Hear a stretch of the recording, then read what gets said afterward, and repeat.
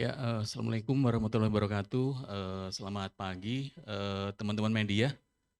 Terima kasih sudah hadir di konferensi pers untuk acara Anugerah Bapeten.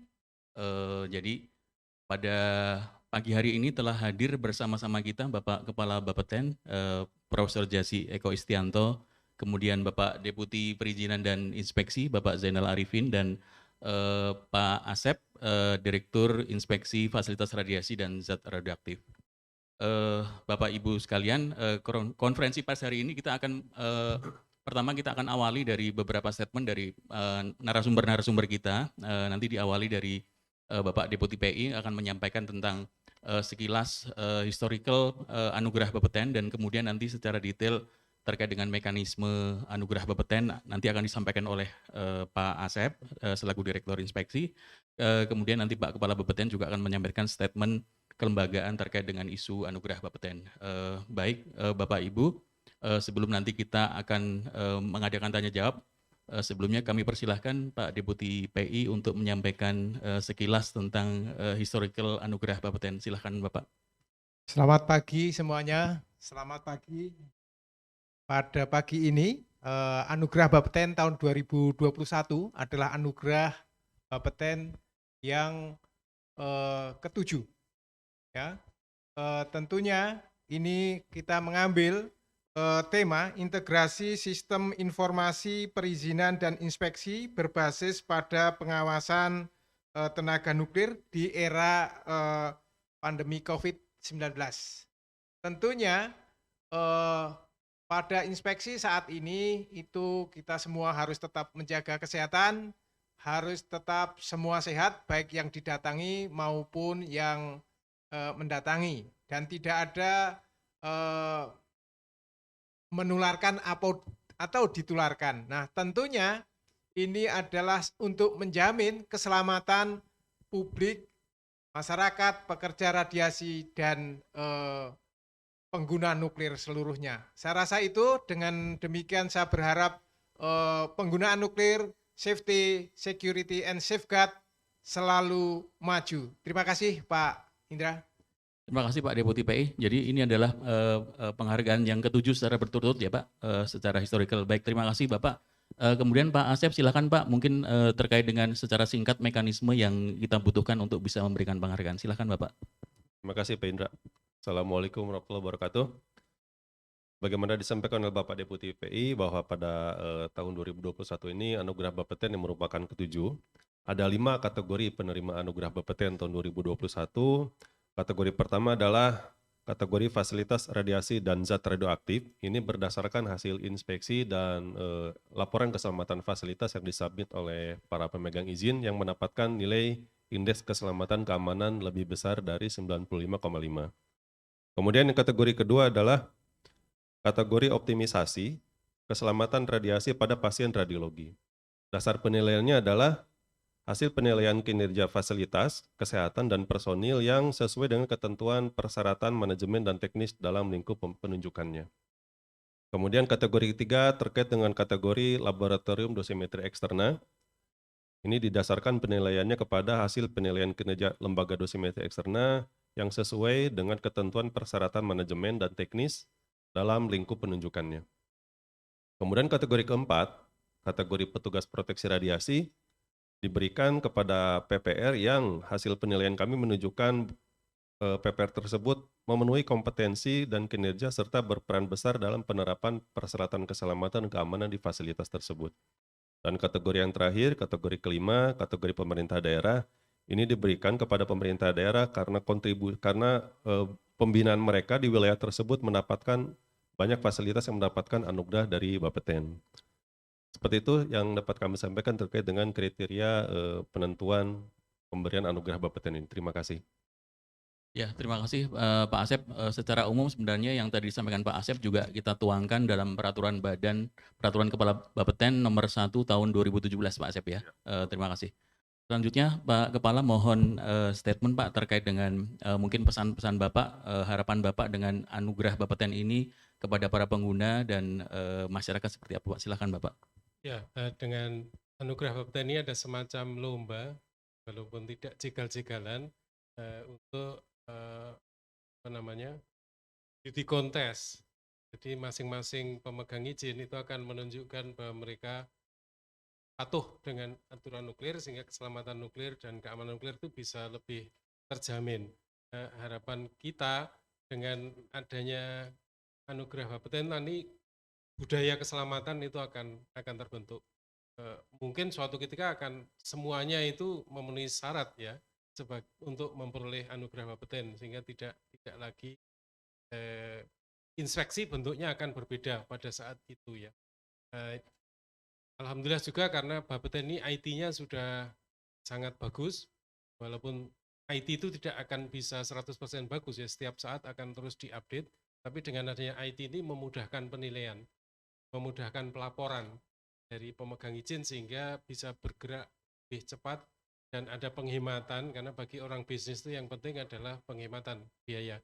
Nanti kalau dia beban biayanya besar, maka ditimpakan ke konsumen juga akan besar harganya untuk menutup kerugian-kerugian itu. Ini salah satu usaha kami untuk mengurangi biaya-biaya itu dengan menggunakan IT. Di masa pandemi IT juga bermanfaat karena inspeksi tidak harus datang, ya, terutama di daerah luar Jawa yang sulit jangkau.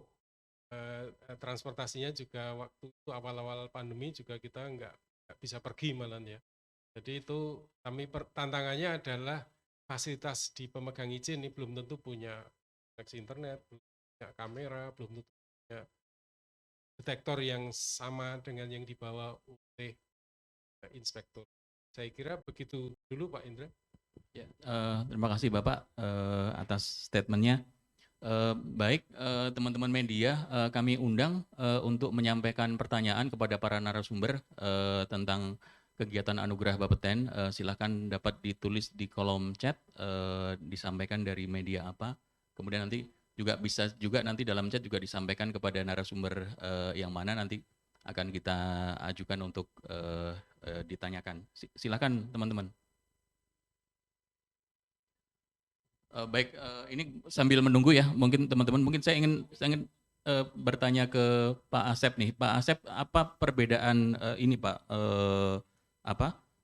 penghargaan tahun ini dan tahun yang lalu Pak? Mungkin apakah dari sisi jumlah itu tetap sama Pak antara tahun ini dan tahun lalu, atau kok ada hal-hal lain gitu yang memang menjadi ciri khas dari tahun-tahun penghargaan Pak Asep? Misalnya katakanlah ada kategori baru gitu, misalnya katakanlah Pak Asep gitu di tahun keberapa yang kemudian membuat Anugerah Bapeten ini juga semakin mendorong kita untuk menciptakan budaya keselamatan dalam penggunaan pemanfaatan tenaga nuklir. Silakan Pak Asep. Terima kasih Pak Indra. Pada Anugerah Bapeten tahun 2020 itu merupakan Anugerah Bapeten yang diadakan di era pandemi ya. Sehingga ini menjadi salah satu constraint kami dalam melakukan pengawasan pemanfaatan di lapangan melalui proses inspeksi. Dan kami melakukan pada tahun 2020 itu jumlah penerima Anugerah Bapeten sebanyak 170 fasilitas totalnya. Dan pada tahun 2020 pertama kali diadakan pemberian Anugerah Bapeten untuk kategori petugas proteksi radiasi. Dan pada tahun 2021 ini kita masih dalam suasana pandemi tapi sudah ada pelonggaran kegiatan dalam operasional sehari-hari sehingga kami pun dapat melakukan inspeksi ke lapangan dengan menerapkan protokol kesehatan, dan alhamdulillah frekuensi inspeksi dilaksanakan lebih banyak lagi sehingga pada tahun 2021 ini total penerima Anugerah Bapeten sebanyak 346.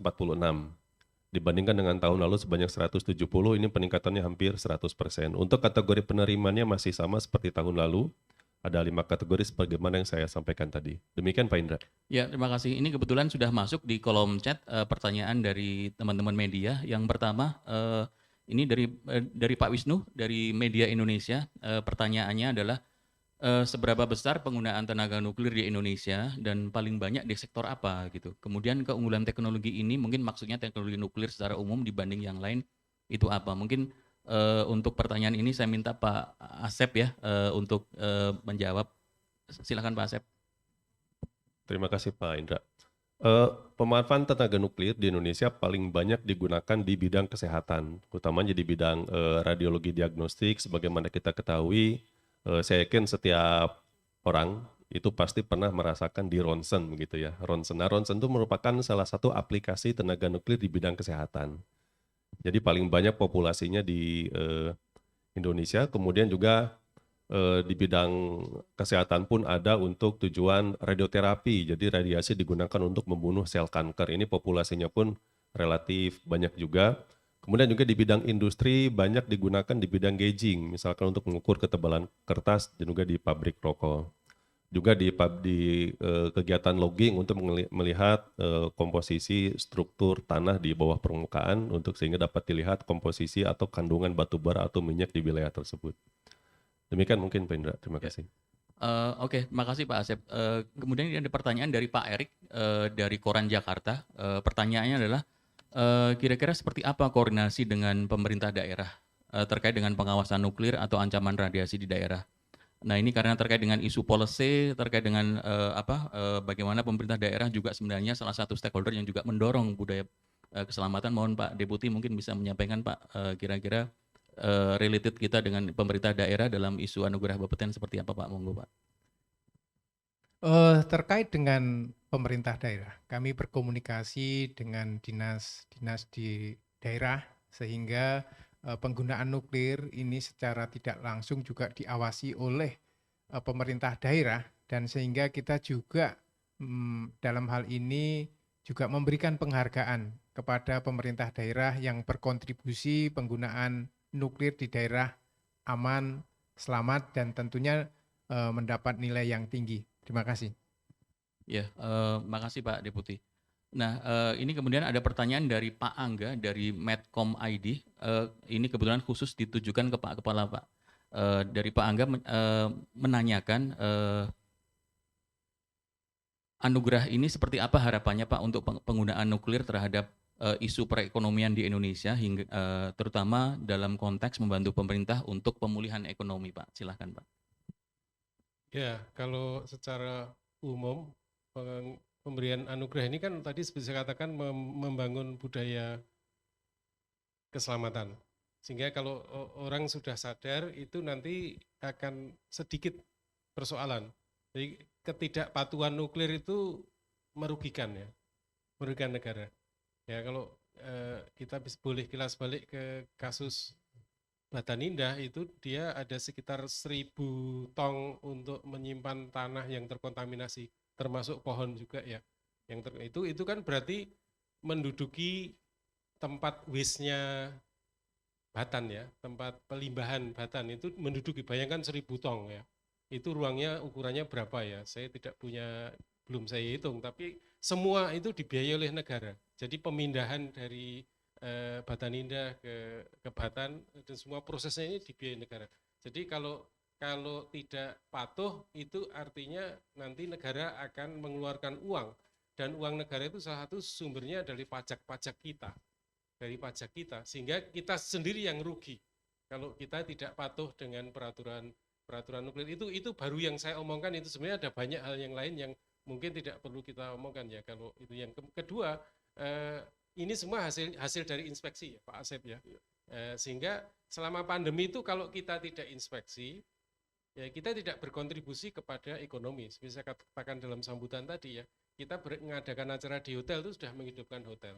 Lalu Bapak Ibu yang para penerima anugerah itu kan dari tempat-tempat jauh, mereka mungkin naik pesawat, naik kereta api, mungkin naik kendaraan sendiri, itu sudah menghidupkan ekonomi.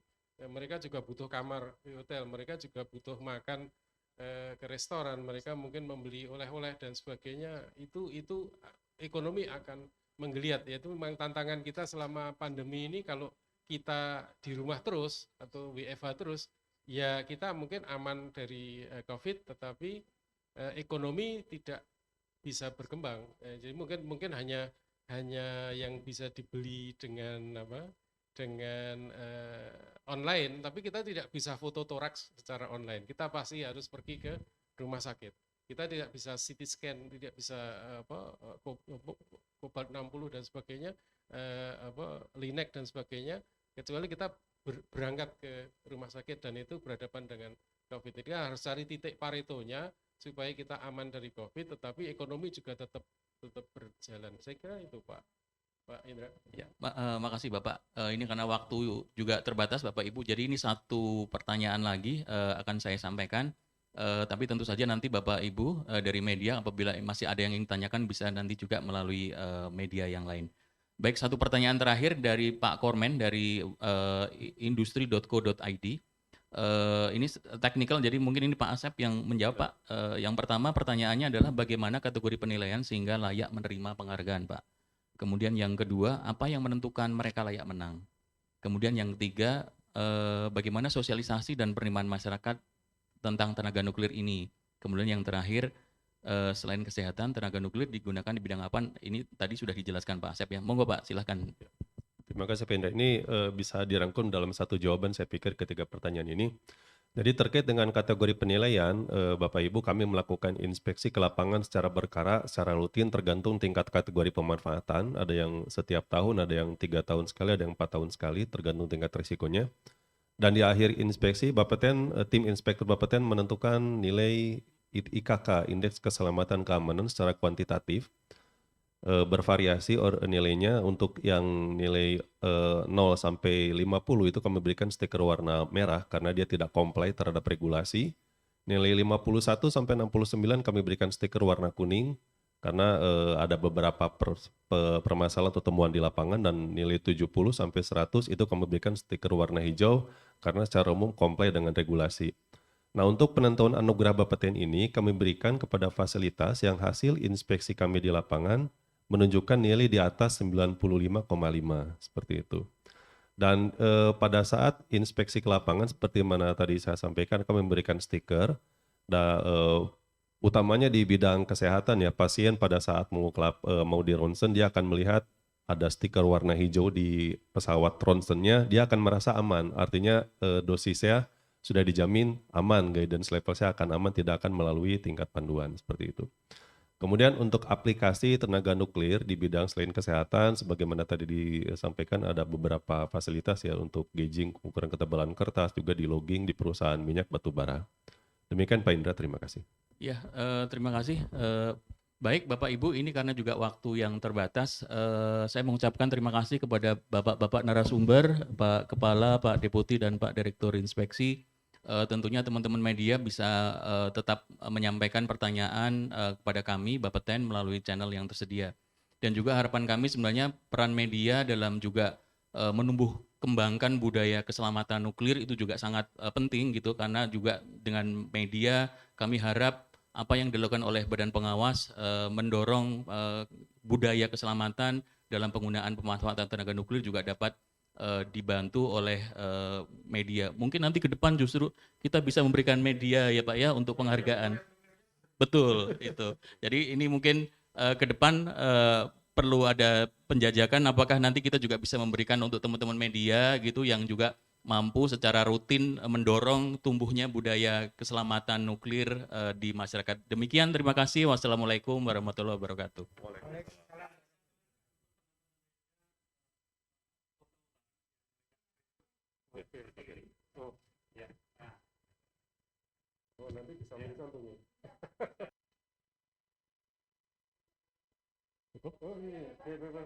Ya, oke.